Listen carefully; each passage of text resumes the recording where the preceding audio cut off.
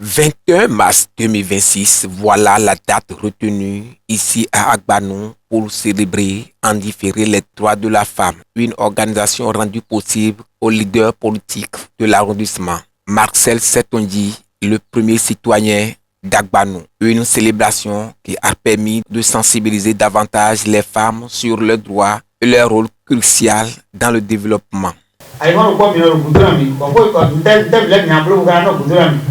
Nous avons o wa ilo witi de wa ilo chobi de do kaleze lo to mi de mro yo agbanston mi an buru fo na mi de we won mi to mo le fo mi ton de ja we le bi mi lo po o ma ko le na mi di o mi ale blo fo ten we ro agbanu onu won de fo we ja le mi an ton me bi le lo po o da wa ji je ko de yan le po mo su bu je mi ta o mi an ton lo ko le wo mo mi abu na yon lesi boyo mi tempo mo jenu kona ogbeta le bon mo sun le ton ene o mi ate ko na se mi le pe na jenu kona e mi tro yon le jenu go mi ate ko na to jerani ko e de su gbedo blo iton mi de to le mi an blo mi ate ko bo mi an no kona e ta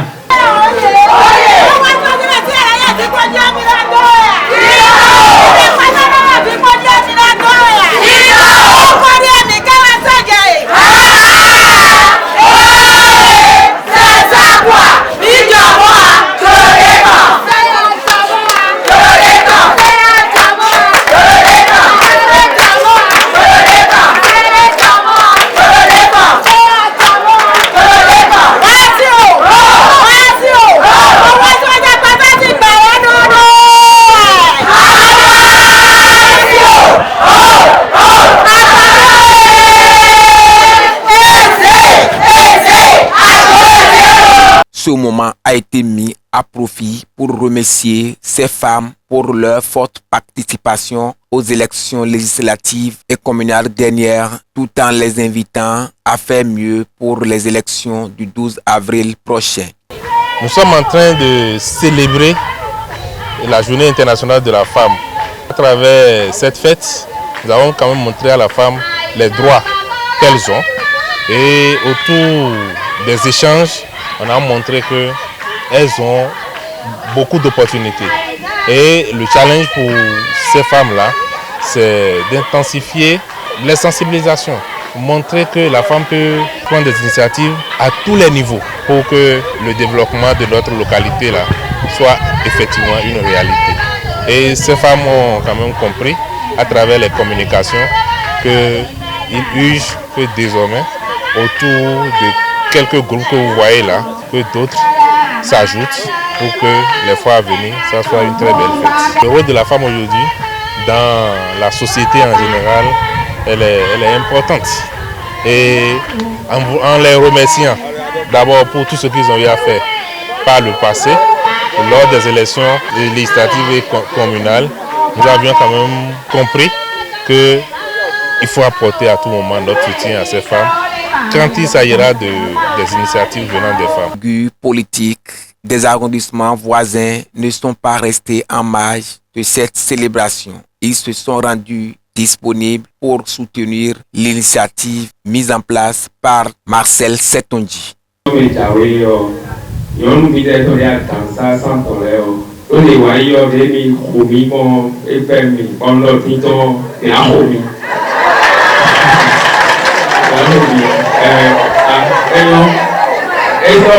conseiller à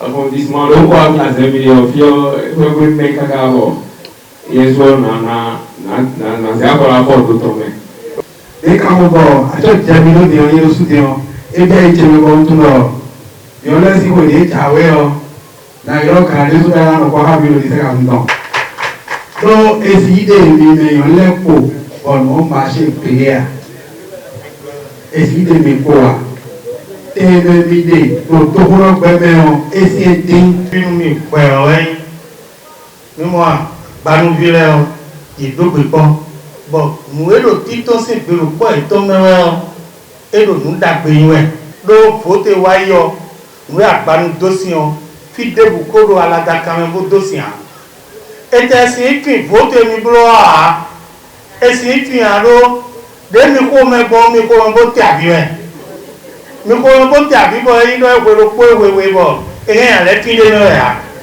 bo me di kwi zenu kundo mi di nyonu e ka je nyonu no blo we to na inu ko nyonu e. Ces femmes en général on les a quand même suffisamment conseillées pour que l'arrondissement d'Agbanou, qui est le premier des arrondissements ayant mieux voté lors des dernières élections, puisse dépasser encore le taux, et lors des élections du 12 avril prochain en faveur de leur duo candidat, et qu'on va leur présenter bientôt.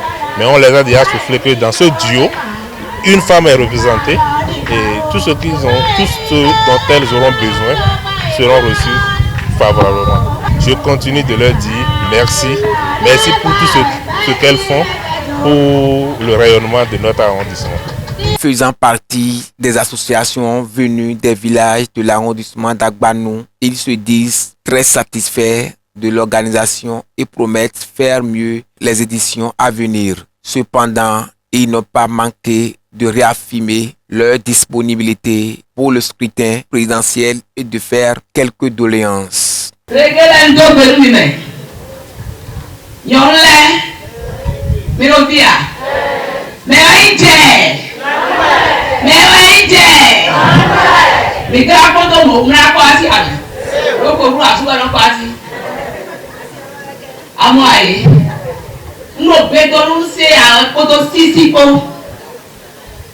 Boro, ena cheni, sunwe, ena tomu. Wewe iko dudoko wani. We goni. We gona dio nyonu kegele. Boro jere ro tam. Boro ide mi ko ina de mi ko a. We lo le to le mi wa du ti mi na sepo. Mi ma de ti sepo ya me la ida ti le mi sepo yi. Lo mi du lo ni lo bu pe ha lo fi go me. O bidi mloko ekoi mina sebo yi maro ne mina blogo bo village loro kwa de tuna no do a mi binano mi me wa to le binano pero kwa me bona blo fi o do be da nyu de lo kwa na mi wa ti nyu mi mo la ko da ide e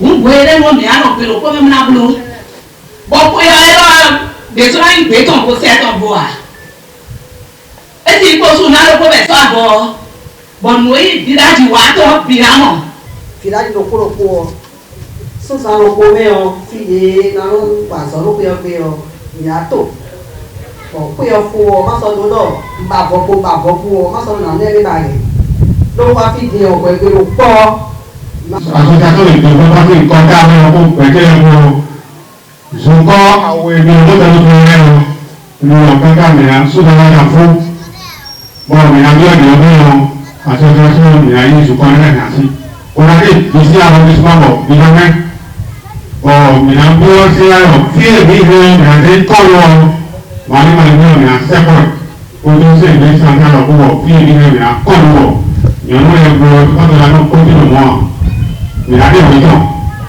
we godi biolo nous beta ko va ko lo village de pour la dîner on est quelqu'un ko se ko c'est là bon les ouais tito mais on est bon et là mon anton mara siku ton pe du ko me ha me de no zaïlo arrondissement. Le glas de ce moment événementiel riche en couleurs a été sonné autour de 18h. Tous repartent satisfaits tout en se donnant rendez-vous l'année prochaine pour des moments encore plus festifs et riches. Rappelons que cette célébration à Agbanou est le fruit d'une franche collaboration avec acteurs et populations, notamment les femmes, dans le but de mettre à profit cette journée dédiée à elles pour mieux les sensibiliser sur leurs droits.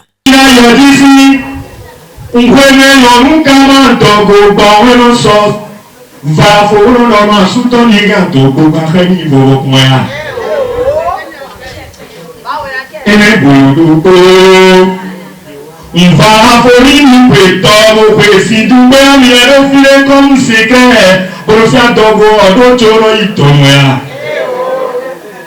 une qualité ni ton awareness. Les pas t'amio di million di to be of fear for when you soft adogore. Chono di to be when isia. Visuta kan gbere sulo pedue. Visuta imero kweto egbe. Baja kweta ngere bori agore kwe kweto ya. Me mandasione no ro kweto ko ngro. Imano que no imano uno que no ne uno totoro mai muero inhate un carite mi toro come te bonimero te fiboro condoyo ese takpasuna e falis nyatu de anka ho yomi mai on wega to bubati butiate un carité mi toro te tegbe